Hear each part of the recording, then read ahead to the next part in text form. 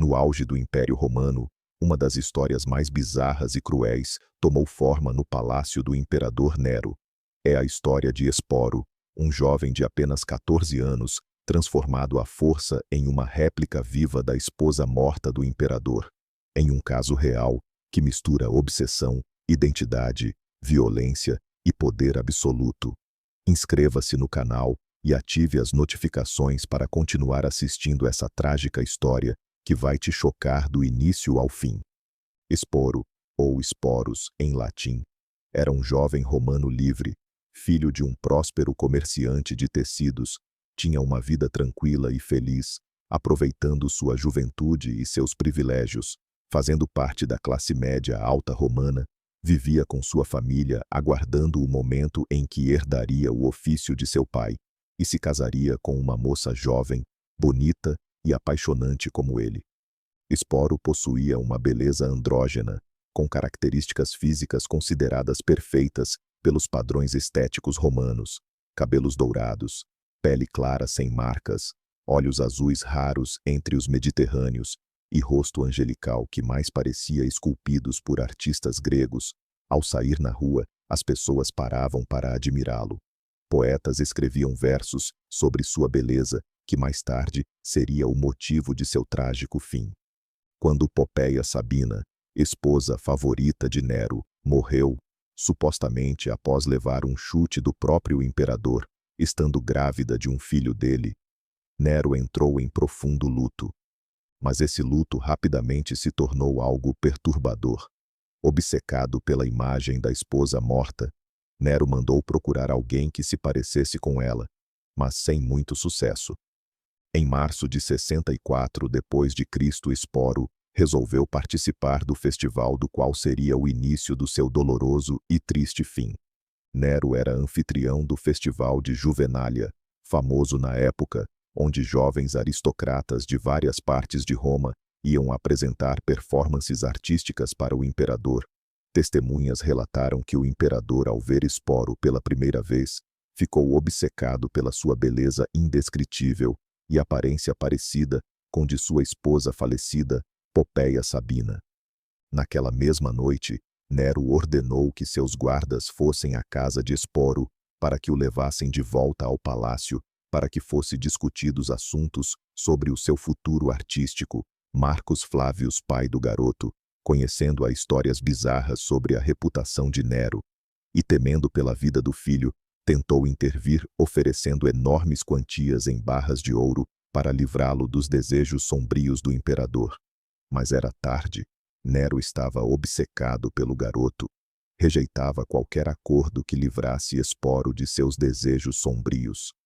Marcos Flávios então decidiu ir junto para que tentasse até o último instante salvar o filho, mas ao chegar no palácio, foi separado de Esporo imediatamente, mandado embora e informado de que o seu filho permaneceria no palácio por tempo indeterminado para servir aos interesses do império.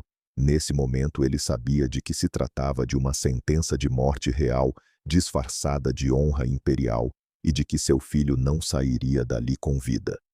Esporo foi levado para os aposentos privados de Nero, onde descobriu de que não era o único jovem a receber essa honra.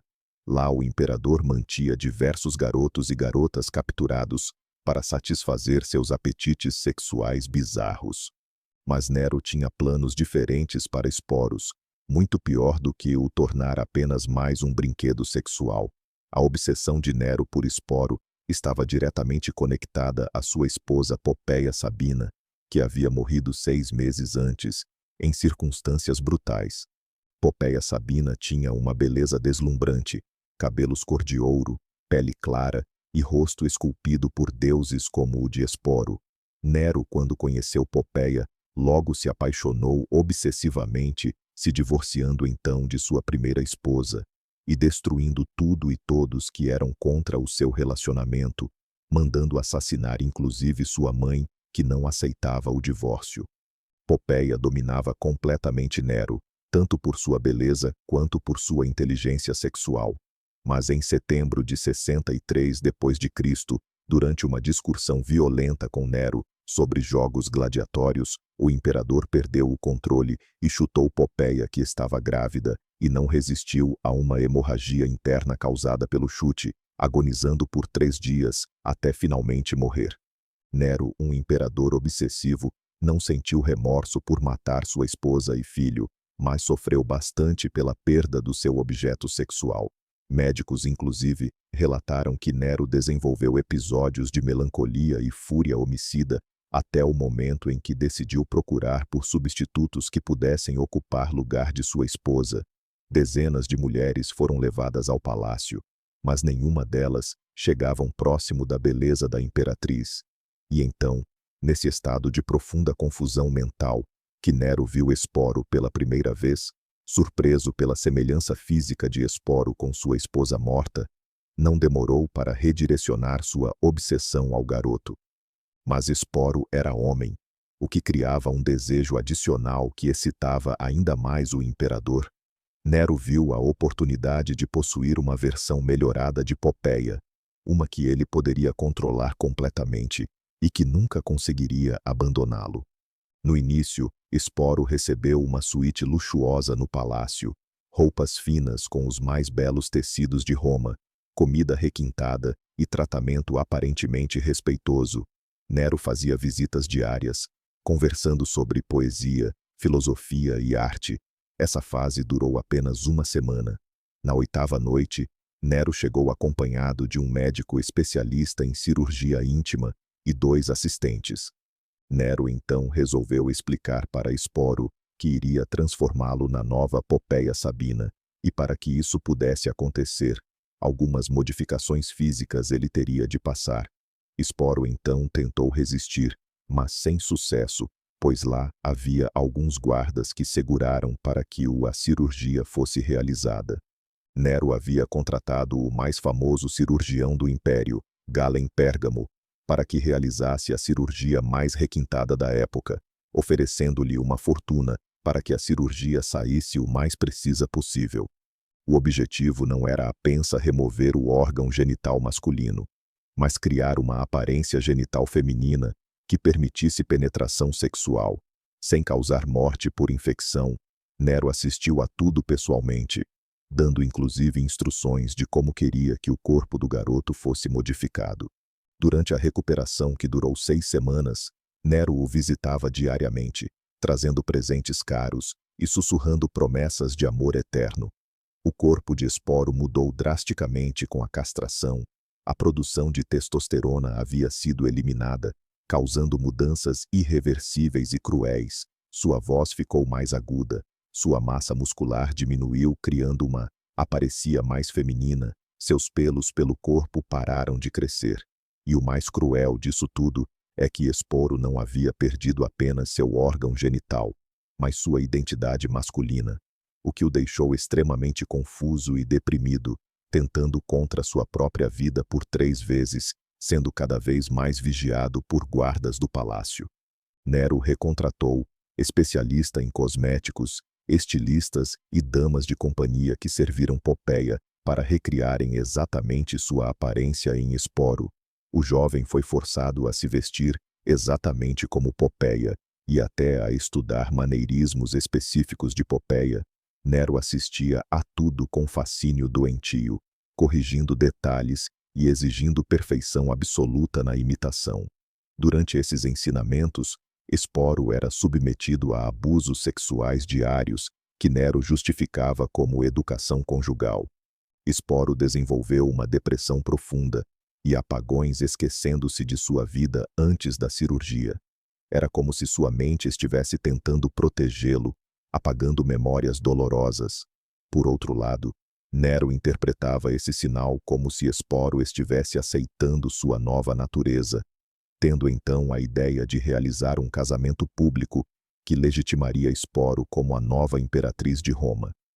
Nero realizou um casamento público com Esporo e tentou a todo custo recriar exatamente seu casamento com Popeia, com véu de noiva, dote e cerimônia tradicional, com mais de 500 convidados que foram obrigados a aparecer e compactuar com os delírios de um imperador louco e um jovem inocente que teve a vida destruída. Todos entendiam que recusar o convite ou fazer qualquer coisa para atrapalhar o casamento seria interpretado como traição e punido com a morte. Testemunhas relataram que o ambiente era de terror e sofrimento silencioso.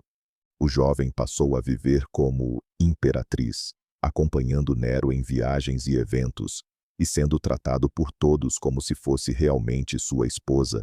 A vida de Esporo como Popéia Sabina se tornou uma existência de horror diário, onde cada gesto era totalmente controlado por Nero, para manter sua ilusão de que havia ressuscitado a esposa morta.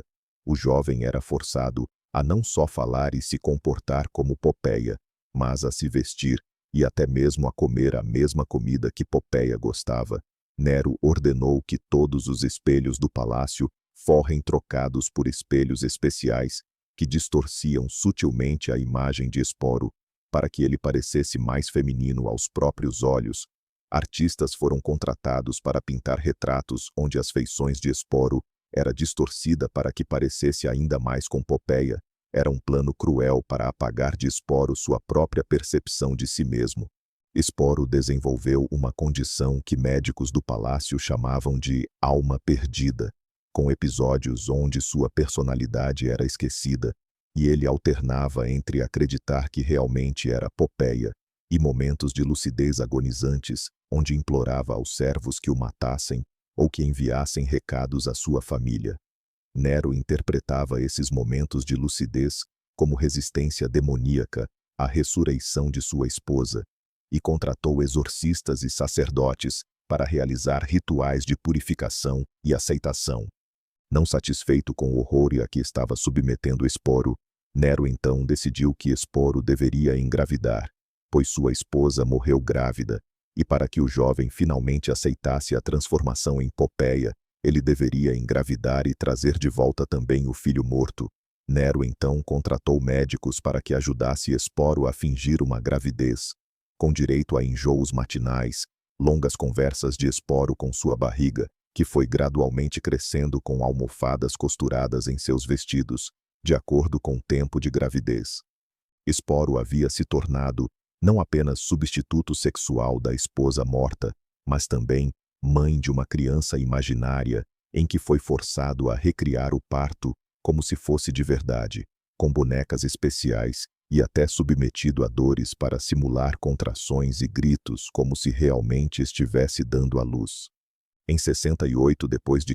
começaram a crescer uma grande instabilidade política em Roma, com rebeliões militares que começavam a ameaçar o reinado de Nero, enfrentando a possibilidade de deposição e morte.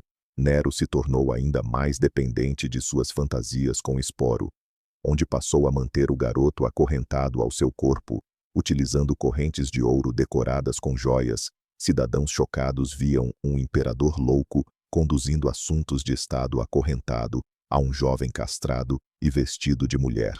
Quando as tropas do general Galba se aproximaram de Roma, Nero decidiu fugir, levando apenas Esporo acorrentado ao seu corpo, escondendo-se em uma vila por 3 dias. Esporo, então, tentou fugir cortando a corrente com uma faca de cozinha, e foi quando Nero acordou com o barulho e amarrou Esporo em uma árvore, punindo-lhe severamente pela traição cometida. Quando o general Galba e seus homens encontraram Esporo, ele estava amarrado à árvore, sem 3 dedos, e queimaduras de 3º grau em seu rosto, e Nero estava acorrentado a Esporo morto, onde tirou sua própria vida, e deixou o garoto para agonizar até a morte, como seu último ato de punição a Esporo. O general Galba, então imperador, inicialmente ordenou que médicos cuidassem de Esporo e tentasse restaurar sua sanidade mental. Porém, não havia mais nada a ser feito. O dano psicológico sofrido por Esporo era irreversível e permanente. Esporo então se tornou um lembrete do que o poder imperial descontrolado poderia causar, sendo mantido vivo para que servisse de testemunha dos horrores em que Nero havia realizado. Esporo foi levado a uma vila e escondido do público para evitar perturbação social. Relatórios da época descrevem um jovem de 19 anos, com aparência de mulher idosa, cegueira parcial e cicatrizes gigantescas pelo corpo, apenas 6 meses depois da morte de Nero. Esporo, desesperado diante das terríveis torturas físicas e psicológicas que sofrera em um lapso momento de lucidez, conseguiu realizar seu último ato de vontade própria. Durante uma noite, quando os guardas dormiam, ele se enforcou, utilizando lençóis rasgados amarrados em uma viga no teto. A história de Esporo é uma das mais cruéis da Roma antiga. Ele foi violentado psicologicamente, fisicamente e emocionalmente, tudo para alimentar a ilusão de um imperador desequilibrado.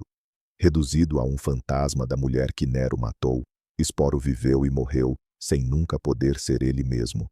Inscreva-se no canal e ative as notificações para ficar por dentro de várias histórias curiosas e relatos impressionantes como este.